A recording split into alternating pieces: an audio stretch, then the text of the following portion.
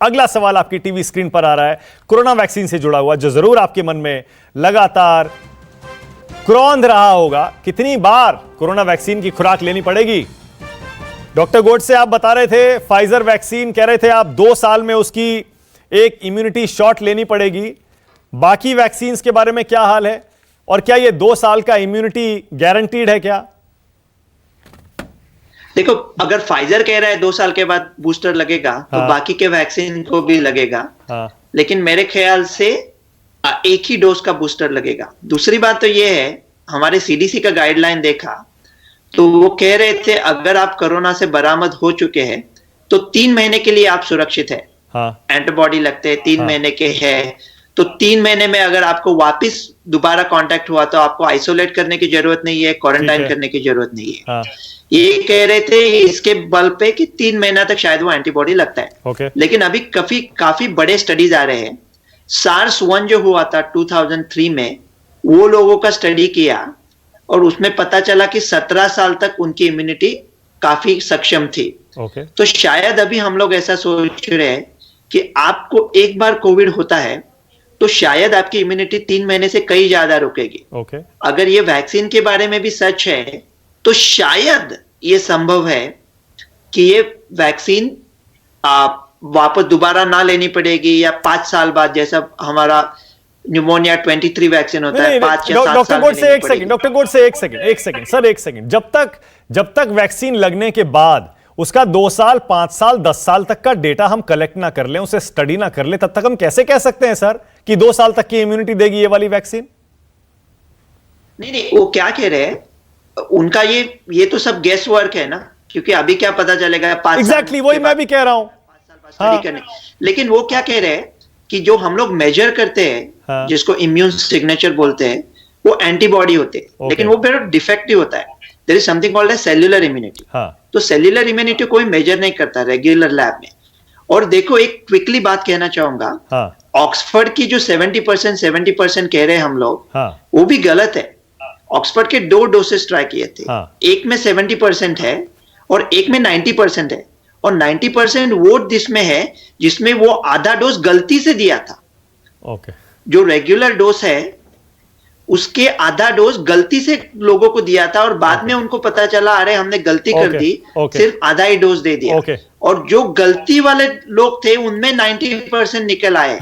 तो इसका मतलब शायद कम डोज से अगर हुआ तो that will mimic the natural infection more and it will create more robust immunity. तो मेरे ख्याल से पहला ये सोचते ये ले लेते हैं वैक्सीन, और 2-3 साल के बाद में वो वैक्सीन का जैसा इम्यून सिग्नेचर आएगा।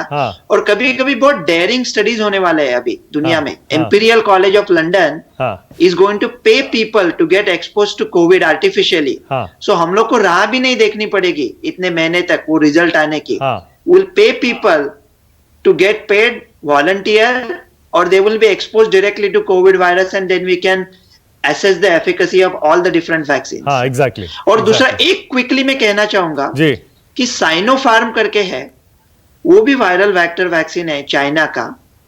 मतलब मुझे पता है दुनिया चाइना से थोड़ी खफा है, लेकिन ये क्या पागलपंती है, चाइना से वायरस लिया, वैक्सीन क्यों नहीं ले सकते? तो साइनोफार्म की भी थोड़ी सोच ले, अगर कुछ दूसरा चल नहीं रहा है। मैं सहमत हूं आपसे इस पर।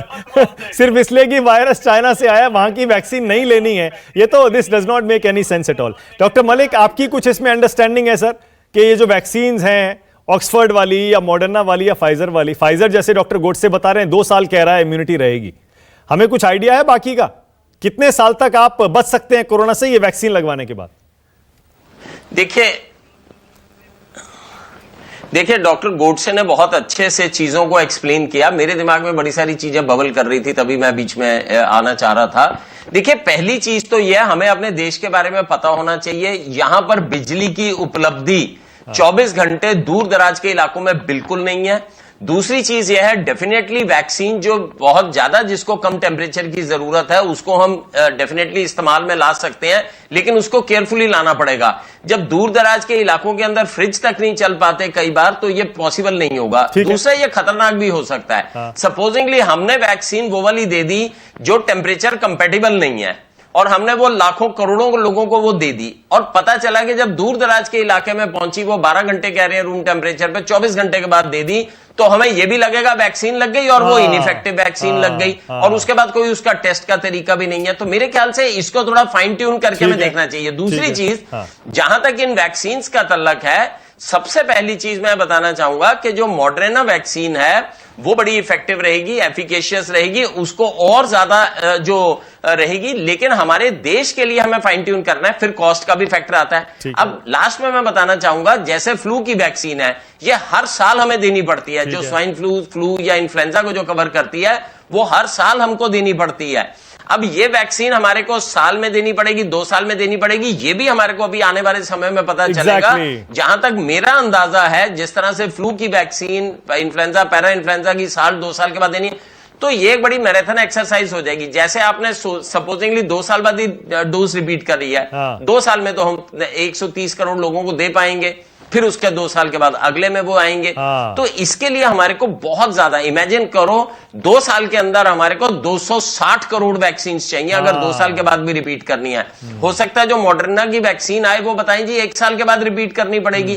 तो हमें मास प्रोडक्शन की तैयारी रखनी चाहिए, और वो भी मास प्रोडक्शन इस तरह की तैयारी रखनी चाहिए कि जिसकी कॉस्ट भी कम हो, और हमारे को अपने रिसोर्सेज को देखने के बाद में भी, ये यूएस नहीं है जहां पर कि हमारे को हर जगह पर इतना ठंडा टेम्परेचर मिल जाएगा, it might not be possible. अपने हालात देखकर तय करना पड़ेगा कौन सी वैक्सीन सही। नमस्कार, मैं हूं मानक गुप्ता। अगर आपको हमारा ये वीडियो पसंद आया हो तो इसे लाइक और शेयर जरूर करें, और हां, हमें सब्सक्राइब और फॉलो करना ना भूलें, ताकि आप देश और दुनिया की कोई खबर मिस ना करें। तो जुड़े रहिए हमारे साथ और देखते रहिए News 24।